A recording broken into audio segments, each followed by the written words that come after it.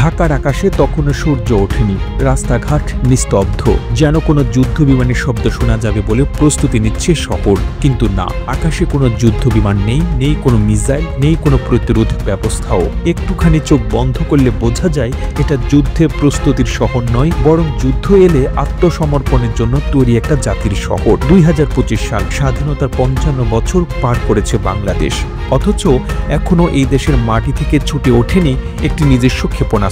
দেশ এগিয়ে যাচ্ছে এই স্লোগানের ধ্বনিতে চারপাশ মুখর, কিন্তু গন্তব্যটা কোথায় কেউ জানে না।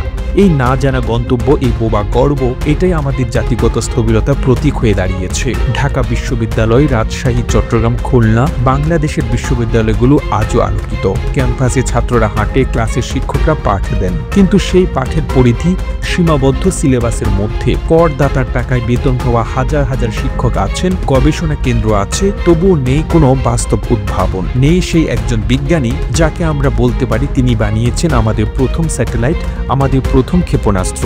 বিশ্ববিদ্যালয়ের গবেষণাগারগুলো হয়ে উঠেছে ইন্টার্নশিপ সার্টিফিকেট জোগাড়ের ফ্যাক্টরি। এখানে উদ্ভাবন নয়, বেশি গুরুত্বপূর্ণ লাইন ঠিক আছে কিনা, এপিএ রেফারেন্স ফরম্যাট ঠিক আছে কিনা, এইসব নিরর্থকতায় ডুবে থাকা আমাদের বুদ্ধিভিত্তিক সম্ভাবনা। আমরা ভুলে গেছি নতুন আবিষ্কারের সাহস, ভুলে গেছি গবেষণা মানে এক ধরনের বিপ্লব যা ক্ষেপণাস্ত্রের মতোই অজেয় কিছু তৈরি করতে পারে। বাংলাদেশে বিসিএস পাশ করা একটি অলৌকিক ঘটনাই বটে। সমাজে যিনি বিসিএস ক্যাডার তিনি দেবতা, তাকে ঘিরে পাত্রীপক্ষ খুশি, আত্মীয় স্বজন গর্বিত। ফেসবুকে তার প্রোফাইল পিকচারে ঝলমলে ইউনিফর্ম, তার রুমে ঢুকলে মাথা নিচু করে কথা বলতে হয়। তিনি চাইলে বিদ্যুৎ সংযোগ দিতে পারেন, আবার চাইলে সেটা আটকে দিতে পারেন। তার সিদ্ধান্ত মানেই নীতি, তার চাহনি মানেই আইন। কিন্তু এদের কেউ একজন যদি জন্মাতো ইরানে, উত্তর কোরিয়ায় বা এমনকি তুরস্কে, তাহলে তার পেছনে থাকতো ল্যাব, থাকতো গবেষণা বাজেট, আর সামনে থাকতো মহাকাশ।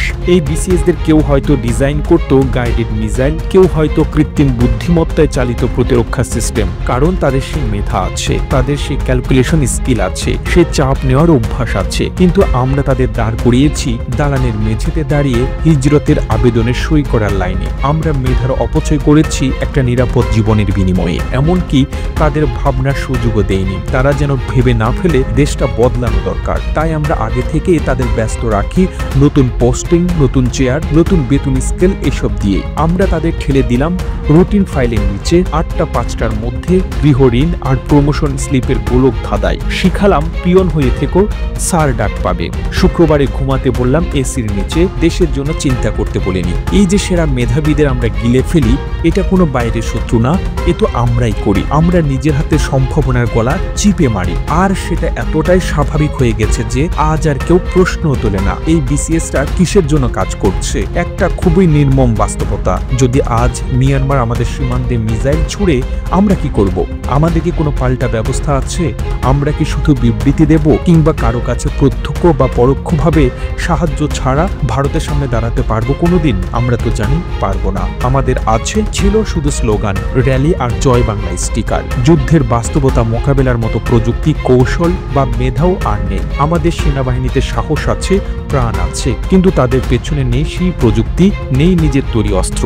আমরা সব আমদানি করি, বুলেট থেকে রাডার পর্যন্ত নিজের কিছুই নেই। আর এই না থাকা, এই নির্ভরশীলতাই সবচেয়ে ভয়ঙ্কর দুর্বলতা। ধরে নেওয়া যাক কোনো শত্রু দেশ একদিন ঢাকার আকাশে একটি ব্যালিস্টিক মিসাইল পাঠালো। আমাদের কাছে কি সেই ক্ষণিক মুহূর্তে হাইপারসনিক প্রতিরক্ষা ব্যবস্থা আছে? আমরা কি পারবো রাডার ডিটেকশন সিস্টেমে সেটা ট্র্যাক করতে, নাকি আমরা শুধু অপেক্ষা করব বিস্ফোরণের শব্দ শোনার? এই প্রশ্নগুলো কেবল কল্পনা নয়, এগুলি জরুরি বাস্তবতা। কারণ আন্তর্জাতিক ভূ রাজনীতির গুণন ক্রমেই কঠিন থেকে কঠিনতর হয়ে উঠছে। মিয়ানমার, চীন, ভারত, এমনকি ভারত মহাসাগরীয় অঞ্চলে নতুন নতুন সামরিক ঘাঁটি গড়ে তুলছে আন্তর্জাতিক শক্তিগুলো। সেখানে বাংলাদেশের প্রতিরক্ষা অবস্থান এখনো আমদানিকৃত অস্ত্র, বিদেশি প্রযুক্তি আর আমলাতান্ত্রিক অনুমোদনের অপেক্ষায়। যদি সাইবার আক্রমণ হয়, আমাদের ইন্টারনেট অবকাঠামো 48 ঘন্টার বেশি টিকবে তো? যদি সামরিক কোনো ড্রোন আমাদের জাহাজে লক্ষ্য করে আসতে থাকে, আমরা কি সেটা প্রতিরোধ করতে পারবো? এই প্রশ্নগুলো কেবল একজন দুজনের নয়, এটা গোটা জাতির অস্তিত্বের প্রশ্ন। আর সবচেয়ে ভয়ঙ্কর ব্যাপার হলো এই প্রশ্নগুলোর উত্তর আমরা নিজেরাই জানি না, জানার ইচ্ছেও রাখি না। কারণ এগুলো এগুলো নিয়ে ভাবলে হয়তো নতুন বাজেট চাইতে হবে, গবেষণায় টাকা দিতে হবে, তরুণদের হাতে প্রকল্প তুলে দিতে হবে, আর সেটা তো খুব ঝুঁকির কাজ। একটু সাহস থাকলেই কি হতে পারত? 2025 সালে বাংলাদেশের আকাশে দেখা যেত নিজস্ব উপগ্রহ উৎক্ষেপণ, হতে পারত এমন একদিন যেখানে কোনো এক বিজ্ঞানী বলতেন এটা আমি বানালাম আমার দেশের জন্য। হতে পারত বিশ্ববিদ্যালয়ের গবেষণা কক্ষে চলতো নতুন জ্বালানি তৈরির পরীক্ষা, বিসিএস পরীক্ষার্থীরা পড়তেন প্রতিরক্ষা কৌশল, করতেন অস্ত্র পরিকল্পনা। হতে পারত একজন তরুণ ডিজাইনার করতেন ড্রোন, স্যাটেলাইট অথবা সাইবার নিরাপত্তার জন্য নিজস্ব ফায়ারওয়াল প্রযুক্তি। আমরা পারতাম যদি চাইতাম, কিন্তু আমরা সেই ইচ্ছেটাকেই হত্যা করেছি।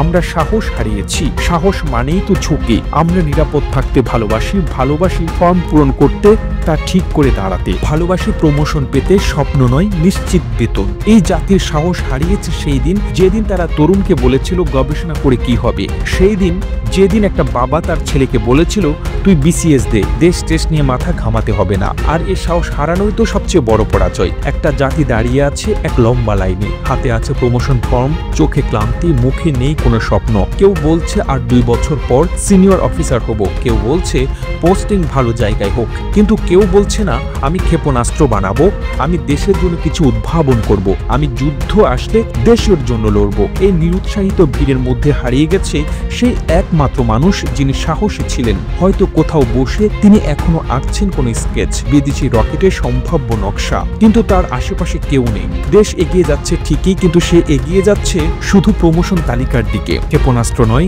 রিসার্চ নয়, টেকনোলজি নয়। এ দেশের গর্ব এখনো শুধুই একটা সাদা অফিস, কাগজে সার্টিফাইড গ্যাজেটেড অফিসার লেখার। আমরা যে আসলে হেরে গেছি সেটা বুঝতেই পারছি না, কারণ আমাদের হার আসেনি গোলার আঘাতে বা যুদ্ধের পরাজয়ে। আমাদের পরাজয় এসেছে একটা ফর্ম ফিল আপের লাইনে, যেখানে সবাই দাঁড়িয়ে প্রমোশনের অপেক্ষায়। এই অপেক্ষা, এই নিশ্চুপ পরাজয়, এই তো আমাদের 2025। এবং এখানে থ্রিলারের সবচেয়ে করুণ মোচড়, যেখানে বেঁচে থাকা মানে আর কোনো আদর্শ নয়, শুধুই বেঁচে থাকা। সেই জীবনের নাম জীবনভর একটা ডাক শুনতে চাওয়ার যুদ্ধ, তা হলো স্যার।